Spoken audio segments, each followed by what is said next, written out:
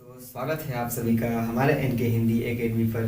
तो आइए दोस्तों, आज आपके लिए बहुत ही ज़बरदस्त यह वीडियो है, क्योंकि आज मैं आप लोगों के लिए समश्रुति वर्ड्स अर्थात कह सकते हैं शब्दों में जो सूक्ष्म अंतर है, जो अन्य प्रतियोगी परीक्षाओं में आता है और आप उसमें क्या होते हैं, कन्फ्यूजन हो जाते हैं। यानी आपके लिए क्या है, बहुत ही महत्वपूर्ण है। हर प्रतियोगी परीक्षाओं में जिसमें क्या है, हिंदी का सिलेबस दिया हो या फिर कह सकते हैं यूपी बोर्ड हो या फिर कह सकते हैं किसी कंपटीशन का एग्जाम दे रहे हैं, तो समश्रुति जो वर्ड्स होते हैं आपको क्या करता है, कन्फ्यूजन करता है। तो उसको हम आपके लिए लाए हैं बहुत ही ज़बरदस्त और अच्छे तरीके से। ठीक है, देर न करते हुए हम शुरू करते हैं वीडियो को। ठीक है, आइए देखते हैं कि आपका दिया है अचल, अचल दिया है और अंचल दिया है। अचल मतलब स्थिर कह सकते हैं, बिना जो चलता नहीं हो तो इसको कह सकते हैं स्थिर कह सकते हैं। और अंचल, अंचल दिया है मतलब साड़ी का किनारा, जो साड़ी होता है ना, साड़ी होता है तो साड़ी का किनारा जो होता है, ठीक है ना, साड़ी का क्या होता है, किनारा, जो साड़ी का किनारा होता है उसे क्या कहते हैं, अंचल कहते हैं। अपर और अपार, इसमें क्या होता है, बहुत ही कंफ्यूजन हो जाएगा, इसलिए मैं बता रहा हूँ कि अपर, अपर मतलब होता है क्या होता है, दूसरा होता है। और अपार मतलब क्या होता है, विपत्ति कैसे, असीमित बोल सकते हैं, असीम बोलते हैं, असीम कह सकते हैं, असीम, अपार, ठीक है ना। असीम नहीं कहते, उसके पास अपार धन है, मतलब उसके पास क्या है, असीम धन है जिसकी कोई सीमा न हो। दिया है अर्थ, अर्थ का मतलब होता है, एक अर्थ का होता है मतलब, एक अर्थ का मतलब होता है मतलब, एक अर्थ का मतलब होता है धन, ठीक ना। देखिए अर्थ, अर्थ दो अर्थ है, एक अर्थ का अर्थ होगा मतलब और दूसरे का क्या होगा, ठीक ना, तो धन होगा, ठीक ना। आइए देखते हैं आपका जो हो जाएगा, ये बोलते हैं अभिज्ञ, अभिज्ञ हो गया और अभिज्ञ हो गया, अभिज्ञ और अभिज्ञ। तो अभिज्ञ मतलब होता है जानकार होता है, क्या होता है, जानकार होता है। और अभिज्ञ मतलब होता है मूर्ख, ठीक है ना। अब देखिए, और अभिसार का मतलब होता है प्रेमी से छिपकर मिलना, उसको बोलते हैं अभिसार। और बड़ी की मात्रा लगा देंगे, अभिसार, उसका मतलब होता है आक्रमण। अभिसार छोटी की मात्रा होगा तो मतलब प्रेमी से छुपकर मिलना, ठीक है ना, प्रेमी से छुपकर मिलोगे तो उसको क्या बोलते हैं, अभिसार। और बड़ी की मात्रा लगा देंगे तो उसको बोलेंगे आक्रमण। ठीक, आइए देखते हैं अशक्त और अशक्त दो है। एक अशक्त मतलब होता है असमर्थ, जिसमें सामर्थ्य ना हो, असमर्थ। और अशक्त मतलब उदासीन, ठीक है। अश्व, एक अश्व का मतलब होता है घोड़ा और एक अश्व का मतलब होता है पत्थर, क्या होता है, पत्थर। एक होता है अभय, अभय मतलब भय, बिना भय के, अभय, आ गया तो मतलब नहीं, भय मतलब भय के, बिना भय के, तो हो जाएगा निर्भय, इसको कह सकते हैं निर्भय। ठीक, उभय, उभय मतलब होता है दोनों। अविरोध, अवरोध, अविरोध मतलब बिना विरोध के, अविरोध, अविरोध मतलब मेल कह सकते हैं, बिना विरोध कह सकते हैं। और अवरोध, अवरोध मतलब होता है रुकावट। अमित, अमित मतलब होता है जब अमित, अमित छुम्मा पे छोटी की मात्रा रहेगी तो बहुत हो जाएगा, अमित मीन्स बहुत होगा। और एक दिया है अमित, बड़ी की मात्रा होगी तो उस अमित का मतलब क्या होगा, दुश्मन होगा। आगे देखते हैं अतल, अतल मतलब बिना तल का, कोई उसका तल ना हो तो बिना तल का, नहीं कहते हैं बिना पेंदी का लोटा है, अर्थात उसका तल नहीं, वो कभी भी कैसे ढंगर सकता है कि नहीं। अर्थात अतुल, अतुल मतलब तुलना होता है, तुलना करना, अतुलनीय कह सकते हैं, अतुलनीय, जिसकी तुलना नहीं की, अतुलनीय है। उपमान, उपमान का मतलब होता है तुलना करना, कंपेरिजन। और अपमान का मतलब होता है उपमान, अपमान, अपमान का मतलब तिरस्कार करना, तिरस्कार करना, ठीक है ना। कड़ी, कड़ी का मतलब होता है सख्त, सख्त हो गया। और कढ़ी, कढ़ी का मतलब दही और बेसन में, दही और बेसन में बना हुआ एक जो चीज होता है उसको कढ़ी बोलते हैं। इति, इति मतलब होता है अंत होता है, इति मतलब क्या होता है, अंत। और एक होता है अंत और दूसरे इति का मतलब क्या होगा, आपदा होगा, ठीक है ना। एक इति का मतलब होता है अंत और एक इति का मतलब क्या होता है, आपदा होगा। क्लियर, तो हो गया इति और इति, ठीक है। तो आइए नेक्स्ट देखते हैं। देखिए, तो आगे देखिए, कृति दिया है, कृति, कृति का मतलब होता है रचना और एक कृति का मतलब होता है विद्वान, ठीक है ना। एक कृति देखिए छोटी की मात्रा होगा तो रचना होगा और कृति बड़ी की मात्रा होगी कृति, कृति।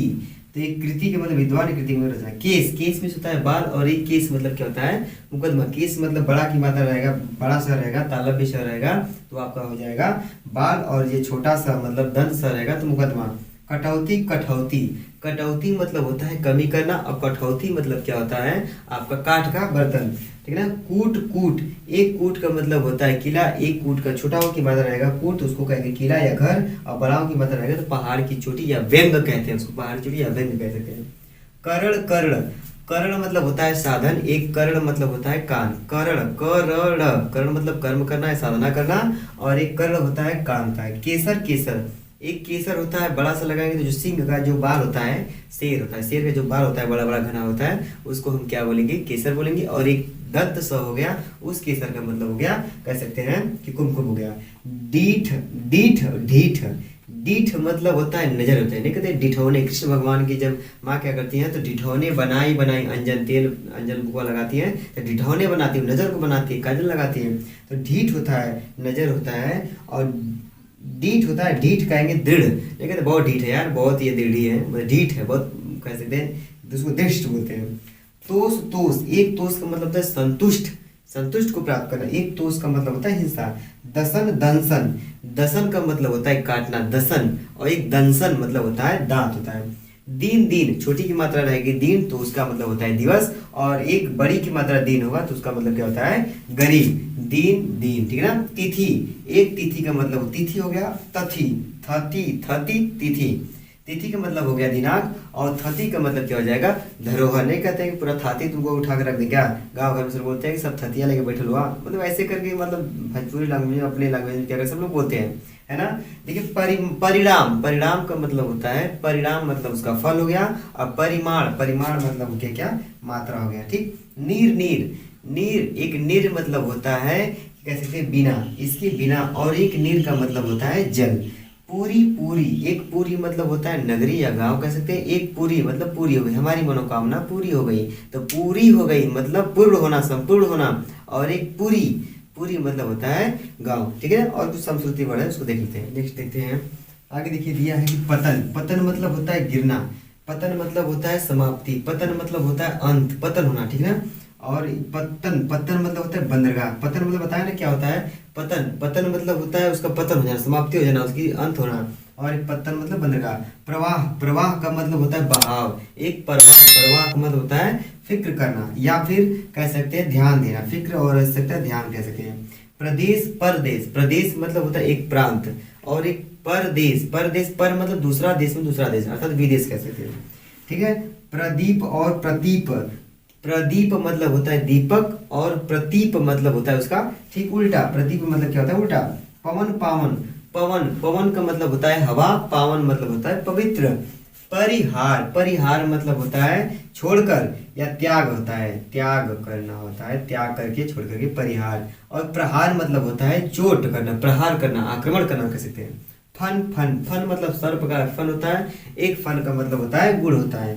बास वास, वास मतलब होता है निवास करना, बास, ब से बास, तो बास का मतलब होता है गंध, नहीं कहते बास मारा बहुत बास दे रहा है कि नहीं। इसको क्या करेंगे, अच्छे तरीके से और स्पष्ट तरीके से हम लोग क्या कर सकते हैं, पढ़ सकते हैं।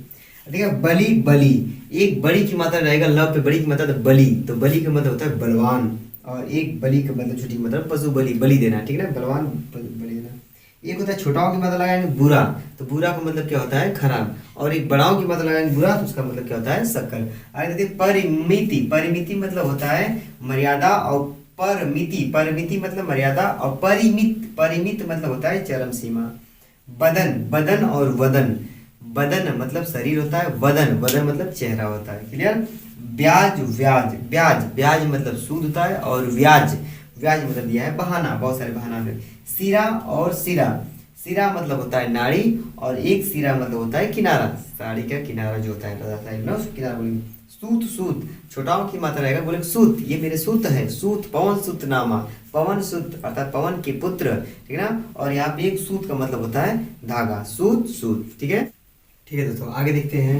देखिए अग, अग मतलब होता है अचल, और अघ मतलब होता है पात। अपत्य मतलब होता है संतान, अपथ्य मतलब होता है अहितकर भोजन। अम्बुद मतलब होता है बादल, अम्बुज मतलब होता है कमल। अर्थात कह सकते हैं जो जल का पर्यायवाची है, जल के पर्यायवाची में यदि हम ज जोड़ देंगे तो उसका वो कमल बन जाएगा, उसमें द जोड़ देंगे तो वो बादल बन जाएगा, और अगर उसमें हम ध जोड़ देंगे तो वो किसका बन जाएगा, समुद्र बन जाएगा। यह आप दिमाग में अच्छे तरीके से रख लीजिएगा। देखिए यानी जो जल का पर्यायवाची उसमें हम ज जोड़ देंगे तो वह कमल का पर्यायवाची हो जाएगा, उसमें यदि हम द जोड़ देंगे तो वह बादल का पर्यायवाची हो जाएगा, और उसमें यदि हम झ ध ध तो उसमें क्या हो जाएगा, वो समुद्र का हो जाएगा। अयस बदनामी, अयस का मतलब होता है लोहा। तालव्य स बदनामी और दंत स लोहा। आवरण मतलब पर्दा होता है, और एक आभरण, आभरण मतलब गहना होता है ना, आभरण। अविराम बिना रुके लगातार, इसको अविराम बिना रुके, बिना विराम किए, लगातार बिना रुके। अभिराम मतलब होता है सुंदर। प्रसाद मतलब परमात्मा के प्रसाद, नहीं कहते प्रसाद ले लो तो कृपा ले लो, कृपा कहते हैं। प्रासाद मतलब महल होता है। अंश मतलब होता है कंधा, एक अंश मतलब होता है भाग, एक अंश का मतलब टुकड़ा। वसन मतलब वस्त्र होता है, एक व्यसन मतलब होता है आदत। वसन मतलब वस्त्र और व्यसन मतलब क्या होता है, आदत। नीरज बताया ना, नीर मतलब जल होता है, जड़ जोड़ दिए तो कमल हो गया, अध जोड़ दिए तो बादल हो गया। अध जोड़ देंगे नीरद कर देंगे, नीरद मतलब ये हो जाएगा समुद्र, क्या हो जाएगा, समुद्र हो जाएगा। दीप द्वीप, दीप एक दीप, द्वीप एक द्वीप, द्वीप हाथी होता है, झटके से बोलेंगे मतलब छोटी की मात्रा रहेगी, बड़ी की मात्रा आएगा तो टापू रहेगा। क्लियर। नियत और नियति, नियत मतलब होता है निश्चित, और नियति मतलब होता है भाग्य। नियति का लिखा हुआ था जो हुआ है।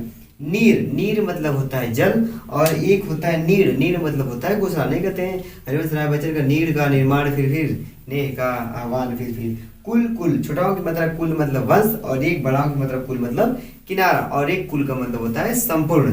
ठीक है, तो आशा नहीं पूर्ण विश्वास है कि यह वीडियो आपको बहुत ही अच्छा लगा होगा, और यह वीडियो शुरू से अंत तक देखने के लिए आप सभी लोगों को बहुत बहुत धन्यवाद, क्योंकि यह वीडियो आप सभी लोगों के लिए बहुत ही लाभदायक और हेल्पफुल होने वाला है। क्योंकि यह वीडियो जो आपकी सूक्ष्म अंतर, शब्दों में सूक्ष्म अंतर, यह अन्य प्रतियोगी परीक्षाओं में या फिर कह सकते हैं आपके यूपी बोर्ड में, ठीक है ना, एग्जाम जो होने वाले हैं, आपको मतलब यह वीडियो आपके लिए बहुत ही क्या होगा, लाभदायक होगा और बहुत ही हेल्पफुल होगा। ठीक है, तो आप सभी लोगों को बहुत बार एक बार फिर से बहुत